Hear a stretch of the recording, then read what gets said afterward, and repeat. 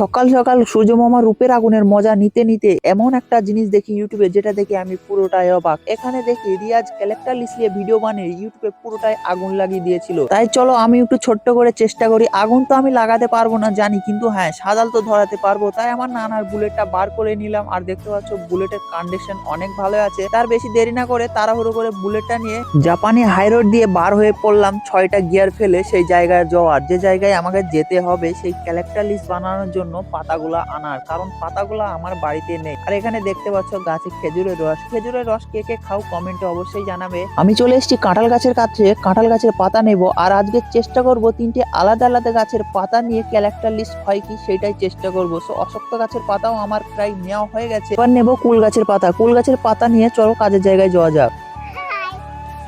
এদিকে দেখো যত পাতা সব এক জায়গায় রেখে একটা হাঁড়িও নিয়ে নিয়েছি, হাঁড়ির ভিতরে পাতাগুলা রাখার জন্য। তাই আমি বেশি দেরি না করে তাড়াহুড়ো করে পাতার ডান্টিগুলা তাড়াতাড়ি করে যত পাতা ছিল সব পাতার ডান্টিগুলা কেটে আমি জলের ভিতরে রাখতে শুরু করে দিই। আর পাতা যেন উঠে না আসে তার জন্য একটা ইঁটও রেখে দিই। এই পাতাগুলো আমি 15 দিনের জন্য এই জলের ভিতরে রাখবো।